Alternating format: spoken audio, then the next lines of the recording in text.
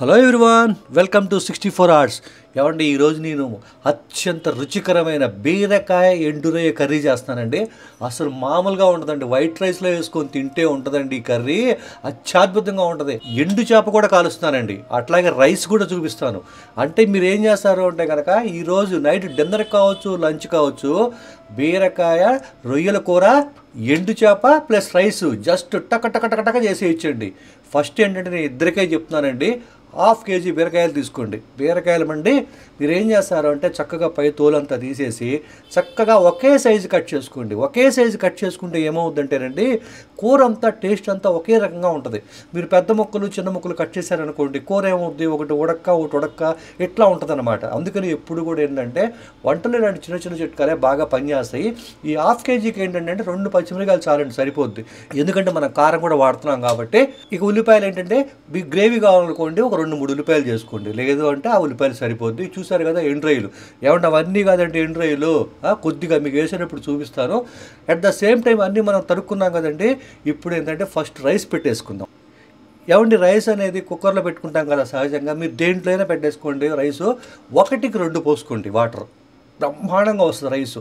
ఒకటే గుర్తు, ఒక గ్లాసు మీరు రైస్ వేసారనుకోండి, 2 గ్లాసులు పోసుకోండి.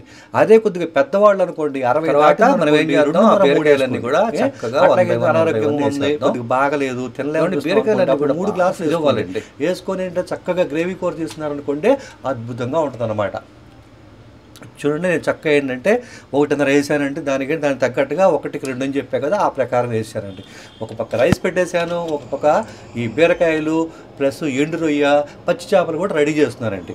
మీరు ముఖ్యంగా గుర్తుపెట్టుకోవాల్సిన విషయం ఏంటంటే, ఎండు రొయ్యలు కానీ లేదా పచ్చి చేపలు కానీ తీయగానే కావాల్సినవి తీసుకొని వెంటనే మీరు ఫ్రిడ్జ్లో పెట్టుకోవాలి, లేదా పాడైపోతాయి. 6 నెలలు రావాల్సినవి నెల కూడా రావన్నమాట.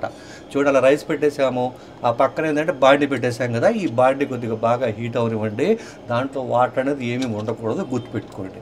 చూడండి, ఎండ్రాయిలు తీస్తున్నా కదా. ఎండ్రాయిలు ఏం చేస్తారంటే కొద్దిగా, చూసారు కదా ఆ కప్పులో ఎండ్రాయిలు ఏం చేశారంటే కొద్దిగా తీసుకోండి, అవి చాలు. ఈ ఎండ్రాయిలు ఏంటంటే సముద్రం పక్కన ఎండబడతారు కాబట్టి డస్ట్ చాలా ఉంటుంది, ఇసుక చాలా ఉంటుంది అన్నమాట. అందుకని ఏంటంటే బాగా 2-3 సార్లు వాష్ చేసుకోండి. చూడండి, ప్యాన్ కూడా హీట్ అయిపోయింది. దాంట్లో ఏంటంటే ఆయిల్, చూడండి ఆయిల్ ఏంటంటే మీరు తినేదాన్ని బట్టి కొద్దిగా ఎక్కువ తక్కువ దాన్ని బట్టి అడ్జస్ట్ చేసుకోండి. ఏమండి, ఈ కూర మాత్రం సూపర్గా ఉంటుందండి. నేనైతే చెప్తున్నాను, చక్కగా చాలా ఫాస్ట్గా కూడా అయిపోద్ది కాబట్టి మీరు సర్ప్రైజింగ్గా మీ మిసెస్కి కానీ మీ పిల్లలకు కానీ చక్కగా మీరు చేశారనుకుంటే అద్భుతంగా ఉంటుంది. చూడండి, ఫస్ట్ ఆయిల్ హీట్ అయిన తర్వాత ఆనియన్స్ ఏం చేద్దామంటే కనుక బాగా ఫ్రై చేసుకుందాం. ఆనియన్స్ అనేది ఆయిల్లో బాగా ఫ్రై అవ్వాలండి. ఇక్కడ చూస్తారు కదా, విజిల్స్ కూడా అండి, రైస్కి 3 విజిల్స్ వస్తే సరిపోద్దండి. మొత్తం ఒకేసారి డిన్నర్ కానీ లంచ్ కానీ పర్ఫెక్ట్. చూడండి, ఆనియన్స్ అని బాగా ఫ్రై అయినాయి కదండి. తర్వాత పచ్చిమిరకాయలు చెప్పే కదా, ఒక 2 తీసుకున్నానండి, చాలు, సరిపోతాయి మనకి. బాగా ఫ్రై అవ్వాలి, ఆనియన్స్ అన్ని బాగా ఫ్రై అవ్వాలి. చూడండి, ఆ కుక్కర్ కూడా మీరు చూసారు కదా, పైన వాటర్ అంతా బాగా అయిపోయింది అనుకోండి, అప్పుడు రెడీ అయినట్టు. ఇప్పుడు ఆ తర్వాత మనం ఆ పచ్చిమిరకాయలు ఆనియన్స్ వేసాం కదా, దాంట్లో ఏంటంటే ఎండ్రాయిలు తీసాం కదా, చాలా తక్కువ అండి ఎండ్రాయిలు, అవి ఎన్ని వేసేయండి. ఆయిల్ కనుక సరిపోతే కొద్దిగా ఆయిల్ వేసి బాగా ఫ్రై చేయండి. ఏమంటే ఎండ్రాయిలు మాత్రం బాగా ఫ్రై అవ్వాలి, గుర్తుపెట్టుకోండి. ఆ పోస్ట్ కూడా మీకు చూపిస్తాను చూడండి. మీరు గబగబా మీరు బీరకాయలు వేసారనుకోండి, కూర మొత్తం టేస్ట్ మారిపోద్ది. కాబట్టి ఎండ్రాయిలు అనేది బాగా ఫ్రై అవ్వాలి. తర్వాత బీరకాయలన్నీ కూడా దాంట్లో వేసేద్దామండి. చెప్పాను కదా, మొత్తం అంతా కూడా ఒకే సైజులో మనం బీరకాయలన్నీ కూడా మనం కోసుకున్నాం కదండి. బాగా కలిపేసేయండి. కొద్దిగా గ్రేవీ కావాలనుకుంటే చెప్పే కదా, ఉల్లిపాయలు కొద్దిగా ఎక్కువ వేసుకోవాలి. అట్లాగే ఏంటంటే కొద్దిగా కారము అవి కూడా ఎక్కువ వేసుకోవాలి. అది జాగ్రత్తగా చూసుకోండి. నేను చెప్పిన పద్ధతిలో అయితే చక్కగా ఇద్దరికి వస్తుందండి. దాదాపు 10-15 నిమిషాలు పట్టుద్దండి. మధ్య మధ్యలో ఏంటంటే అవంతా కూడా వచ్చి కలుపుకుంటూ ఉండాలి. ఈలోపు ఏంటంటే కారము ఉప్పు కూడా రెడీ పెట్టుకోండి. దీంట్లో మసాలాలు గీసాలు ఏం వద్దండి. 4 వెల్లుల్లిపాయలు వేస్తాం, కరివేపాకు వేస్తాం, అంతే. నో మసాలాలు అనమాట. అసలు మసాలా అనేది దీంట్లో ఏమీ ఉండదు. ఒకసారి అలా పెట్టుకొని చెత్త కట్టుకోండి. అంటే నేను చెప్పా కదా, మీ మిసెస్కి కానీ మీ పిల్లలకి కానీ సర్ప్రైజ్గా చేయమని, అందుకనే నేనే చేసి చూపించేస్తున్నానండి. చూడండి, ఒకసారి కలిపేసుకుందాం. చెప్పా కదా నేను, ఏం లేదు దీంట్లో ఏంటంటే ఈ బీరకాయ ఎండ్రాయిల కూర ఏంటంటే ఎక్కువసేపు ఏంటంటే బాగా కలవాలి. మూత పెట్టకుండా ఎట్టి పరిస్థితిలో కూడా మనం ఎప్పుడు కూడా ఉడికించకూడదండి. దీనికి వాటర్ బాగా వస్తుందండి. ఎంత వాటర్ వస్తుందో మీరు చూడండి. చేసే పద్ధతి ఏముందండి, బీరకాయలు వేసాము, ఉడికించేసాము, దించేసాము అనుకోండి, కరెక్ట్గా టేస్ట్ రాదండి. చూడండి, కారం చూసారు కదా, 1 టేబుల్ స్పూన్ కారం వేస్తున్నాను. ఇది 1/2 కేజీ బీరకాయలకి 1 టేబుల్ స్పూన్ వేస్తున్నాను. అట్లాగే ఏంటంటే సాల్ట్ అండి, సాల్ట్ కూడా చూశారు కదా, నేను 1 స్పూన్ కొద్దిగా తక్కువే వేస్తున్నాను. ఎందుకంటే ఉడికేదాన్ని బట్టి చూద్దాము, దాన్ని బట్టి కొద్దిగా తక్కువ వేస్తాం అనుకోండి ఉప్పు, పెద్ద ఇబ్బంది ఏమి ఉండదండి. చూడండి ఎలా వచ్చింది వాటరు, బాగా వాటర్ వస్తుంది కదా, అట్లాగా వాటర్ అంతా బాగా రావాలి. ఇక్కడే మీరు కొద్దిగా జాగ్రత్తగా గమనించండి, ఎందుకంటే ఇవన్నీ కరెక్ట్గా టకటక వేసేస్తాం, కానీ కూర ఎప్పుడు దింపాలి, ఎప్పుడు రెడీ అయిందన్న విషయమే చాలా ఇంపార్టెంట్ అండి. కనీసం ఏంటంటే మీరు కనీసం 4-5 సార్లన్నా మధ్యలో మూత తీసి కలుపుతూ ఉండాలండి. ఎప్పుడు కూడా మీడియంలో పెట్టుకోండి. మీడియంలో పెట్టుకోవటం వల్ల ఏమవుద్దంటే ఎప్పుడు కూడా ఏంటంటే కూర కానీ ఏదైనా సరే ఎనీ రెసిపీ మంచి టేస్ట్ వస్తుంది. చూడండి ఆ వాటర్ ఉంది కదా, ఇంకా ఆ వాటర్ అంతా కూడా ఇంకిపోవాలండి. మీకు ఫైనల్ పొజిషన్ కోసం నేను చూపిస్తున్నాను అనమాట. ఈ వాటర్ ఇలా ఉంది, ఉప్పు కారం వేసాము, మళ్ళీ బాగా కలిపేసేసి మూత పెట్టేసేద్దాం. ఆ తర్వాత కొద్దిగా కరివేపాకు కూడా వేసేద్దాం దాంట్లో. మళ్ళీ కలిపేసేయండి. ఆ వాటర్ అంతా కూడా బాగా ఇంకిపోవాలండి. అప్పుడే ఏంటంటే వైట్ రైస్లో ఆ టేస్ట్ అనేది వస్తుంది బాగా. ఇంకా ఉడకాలి, ఇంకా ఆ వాటర్ మొత్తం ఇంకిపోవాలండి, అంతే. మీకు ఫైనల్ పొజిషన్ కోసం నేను చూపిస్తున్నాను. నేను ఇట్లా కనీసం ఒక 7-8 సార్లు చేస్తాం అంతే. ఎందుకంటే వంట చేసేటప్పుడు ఎప్పుడు కూడా నేను ఫోన్ మాట్లాడొద్దు, వేరే యావిగేషన్ పెట్టుకోవద్దు అని ఎందుకు చెప్తానంటే ఎప్పుడు కూడా ఏంటంటే ఎంతసేపు చేస్తాం, మొత్తం ఒక 1/2 అవర్, మొత్తం అంతా కూడా 35 మినిట్స్ ఏమో పట్టిందేమో నాకు అంతే.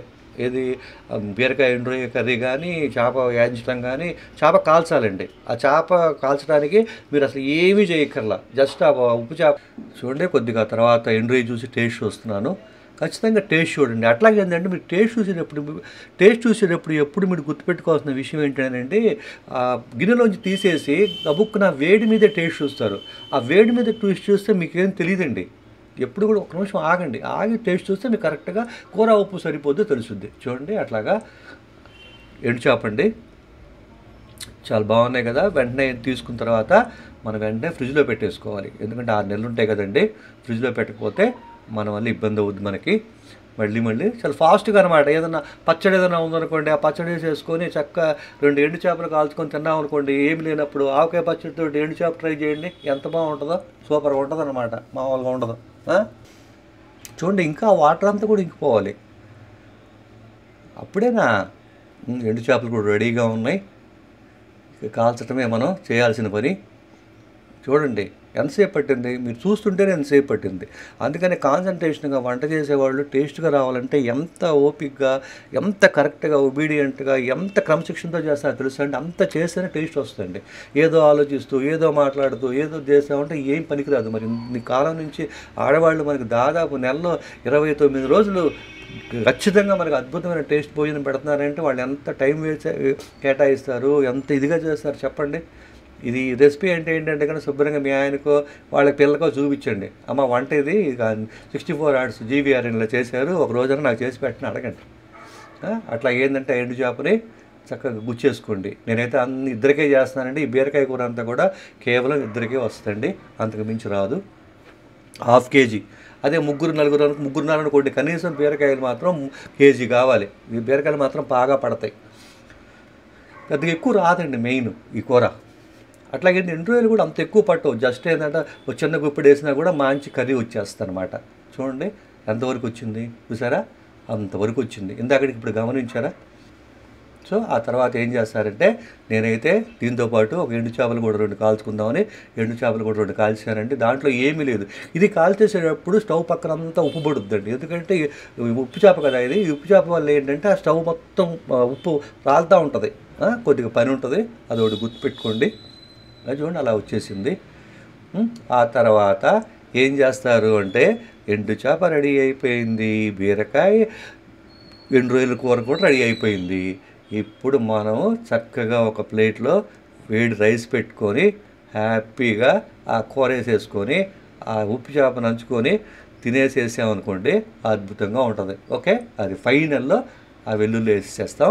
ఇక మిగిలింది నేను చెప్పా కదా, రైస్ ప్లేట్ తీసుకొని రైస్లో పెట్టేసుకొని చక్కగా మనకి ఇష్టమైన టీవీ పెట్టి ఓటీటీలో సినిమా ప్రోగ్రామ్ వచ్చింది అనుకోండి, శుభ్రంగా ఏంటంటే చక్కగా పెట్టుకొని తినేసేసి తిన్న తర్వాత ఒక 15 గంట 20 నిమిషాలు పైన సరే అలా చక్కగా ఉండి ఆ తర్వాత నిద్రపోండి, అద్భుతంగా ఉంటుంది. మళ్ళీ మన మంచి వీడియోతోటి మీ 64 hours జీవీఆర్. ఓకేనా?